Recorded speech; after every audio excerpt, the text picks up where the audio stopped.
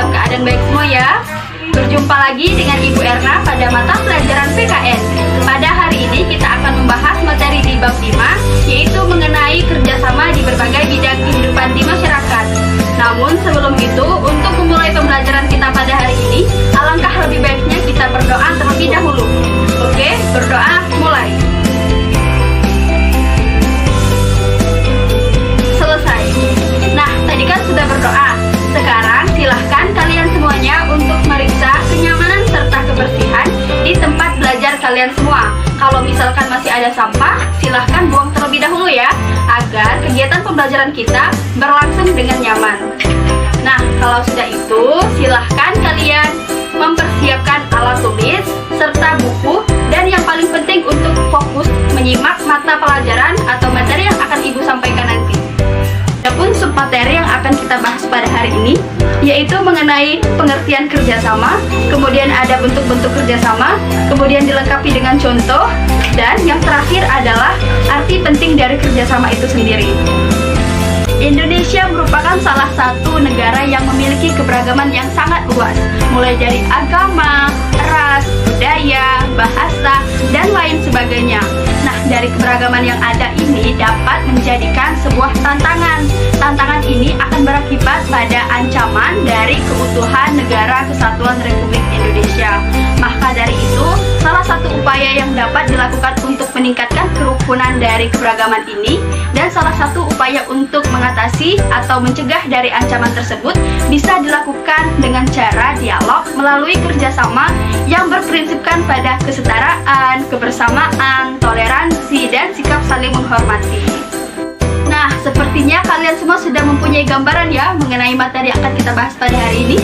Nah, maka dari itu dapat kita pahami bahwasannya pengertian dari kerjasama ini adalah kegiatan yang dilakukan dua orang atau lebih atau kelompok manusia untuk mencapai tujuan tertentu yang dilakukan secara bersama-sama.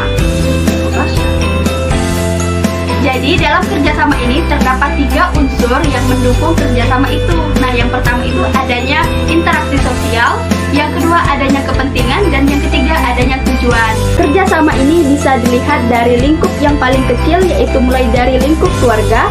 Contohnya seperti anak-anak sedang membantu ibunya memasak di dapur. Nah, yang kedua tadi ada kerjasama di kehidupan sekolah, di mana salah satu contohnya itu bisa dilihat dari adanya kegiatan gotong royong dalam membersihkan lingkungan sekolah. Nah, yang ketiga tadi yaitu tentang kerjasama di kehidupan masyarakat. Contohnya itu bisa dilihat dari kegiatan masyarakat yang dilakukan secara bergotong royong untuk membersihkan selokan dan lingkungan sekitar tempat tinggal mereka. Nah, jadi sekarang anak-anak kita beralih ke materi tentang bentuk-bentuk kerjasama dalam berbagai bidang kehidupan di masyarakat.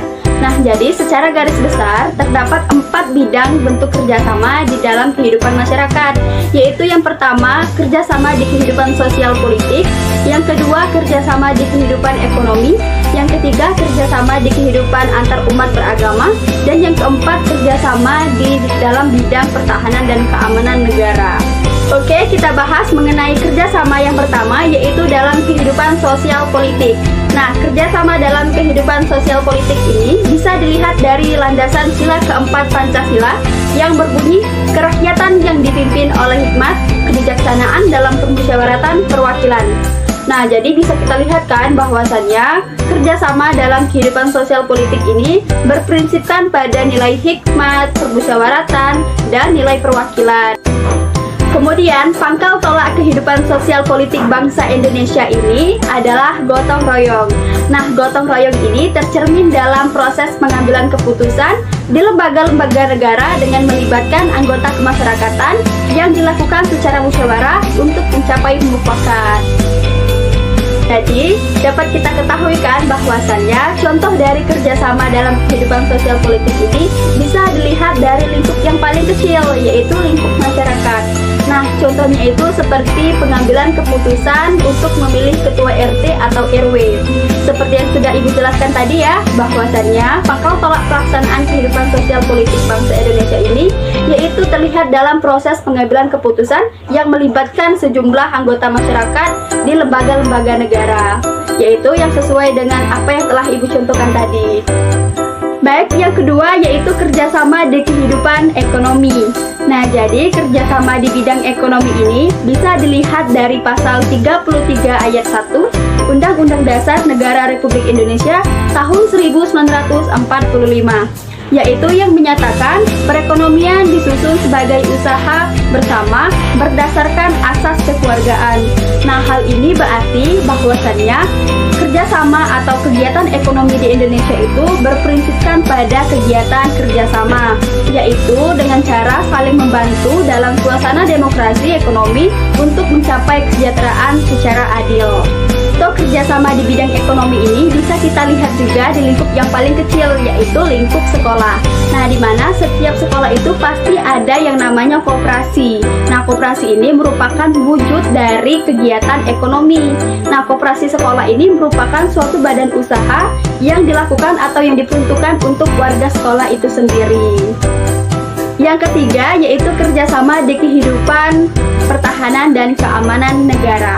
Nah, jadi kerjasama di kehidupan antar pertahanan dan keamanan negara ini bisa dilihat dari pasal 30 ayat 1 Undang-Undang Dasar Negara Republik Indonesia tahun 1945, yaitu yang menyebutkan tiap-tiap warga negara berhak dan ikut serta dalam usaha pertahanan dan keamanan negara.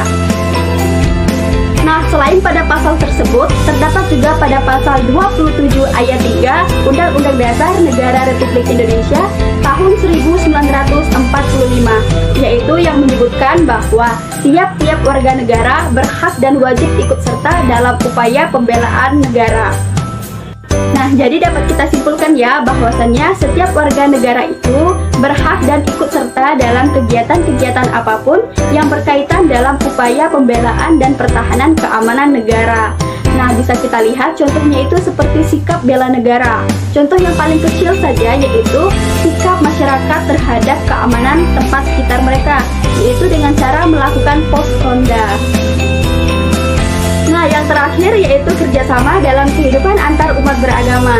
Nah, jadi kerjasama antar umat beragama ini bisa kita lihat dari pasal 29 ayat 1 Undang-Undang Dasar Negara Republik Indonesia.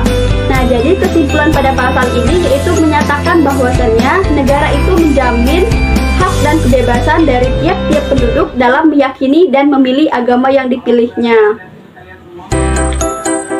Kerjasama antar umat beragama ini ditujukan untuk mewujudkan kerukunan hidup antar anggota masyarakat dan bagi pemeluk-pemeluk agama yang berbeda. Maka dari itu, kita sebagai anggota masyarakat yang baik, sudah seharusnya kita itu menanamkan sikap toleransi dan sikap saling menghormati dan menghargai antar pemeluk-pemeluk agama yang lainnya. Nah, seperti yang sudah Ibu jelaskan tadi ya, mulai dari pengertian dari kerjasama, bentuk-bentuk kerjasama, sekaligus contoh dari kerjasama ini, maka dapat kita simpulkan bahwasannya kerjasama ini sangat penting untuk dilakukan dan diterapkan dalam kehidupan sehari-hari. Seperti yang kita ketahui kan, bahwasannya kita ini merupakan makhluk sosial, di mana makhluk sosial itu tidak terlepas dari interaksi sosial. Nah, interaksi sosial ini pasti memerlukan manusia lain. Kita sebagai manusia itu pasti mempunyai pekerjaan yang berat, dan pekerjaan yang berat itu tidak bisa kita lakukan secara sendiri. Pasti kita memerlukan orang lain untuk meringankan pekerjaan tersebut. Sekarang silahkan simak video ini ya.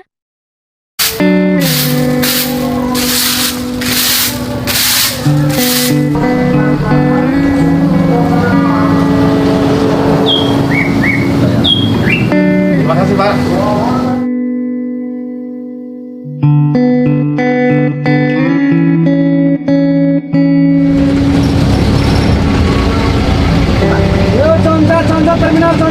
Terminal, concat, ya, concat. Ini Pak. Ya.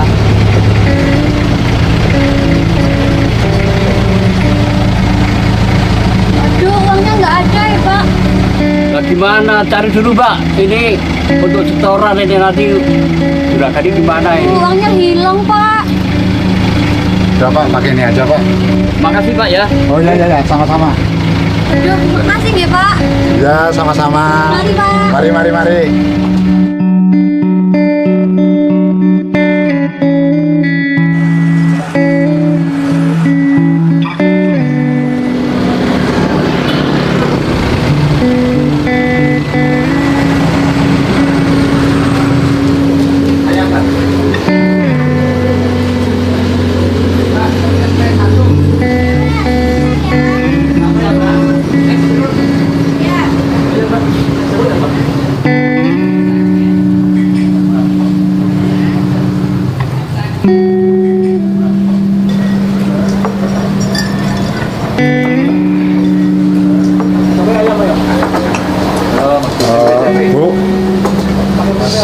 Katanya ada uang 3.000. Dapat apa ya, Bu? Wah, cuma dapat nasi saja, Pak. Enggak apa-apa lah. Ini. Iya, sebentar ya, Pak. Ya.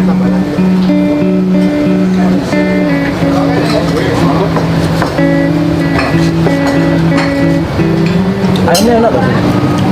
Apalagi digeprek mas. Enak ya? Yang ini enak banget. Enak banget ya? Ya, kalau saya masih belum berani ke pedasnya itu, Pak. Pak, silakan dimakan. Oh iya ya, terima kasih. Iya.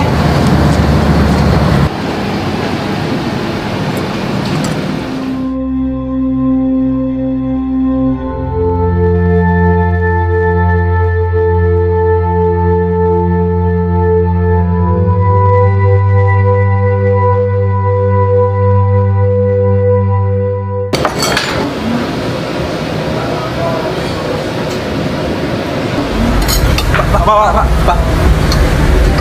Ini aja. Pak, ini aja. Kan sudah kotor. Iya, Pak. Ya, ini kan masih bagus, Pak. Iya, Pak. Ini aja, Pak. Aduh, terima kasih. Saya satu aja ya ini. Oh, Ini iya. aja.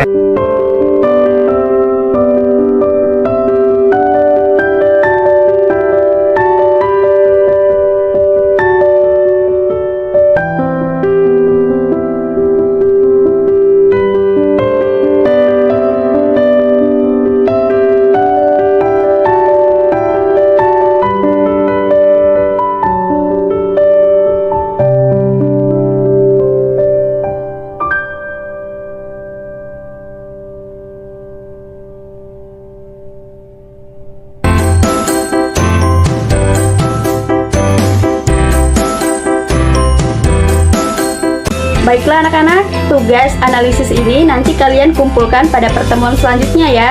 Tulis saja di kertas 2 lembar. Oke? Sekarang tugas kalian silahkan buka buku halaman 134, yaitu kerjakan soal pada kompetensi 5.1 dan 5.2. Tugas ini silahkan ditulis di kertas 2 lembar, kemudian kalian foto dan jadikan file, kemudian tugasnya dikirimkan di WA Group ya. Setelah anak-anak semuanya, Ibu rasa cukup ya waktu untuk mengerjakan soal tadi. Nanti silakan kumpul di WA Group dengan ketentuan dan syarat yang sudah Ibu tetapkan tadi. Nah, sekarang tidak terasa kegiatan pembelajaran kita pada hari ini sudah berakhir. Ucapkan terima kasih banyak ya untuk kalian semuanya atas partisipasinya dalam kegiatan pembelajaran pada hari ini. Ibu harapkan semoga kedepannya kita akan lebih aktif dan lebih baik lagi dalam melakukan proses pembelajaran. Nah, sampai jumpa pada pertemuan selanjutnya. Tapi sebelum itu, untuk mengakhiri pembelajaran kita pada hari ini, alangkah lebih baiknya kita berdoa terlebih dahulu ya. Oke, berdoa mulai.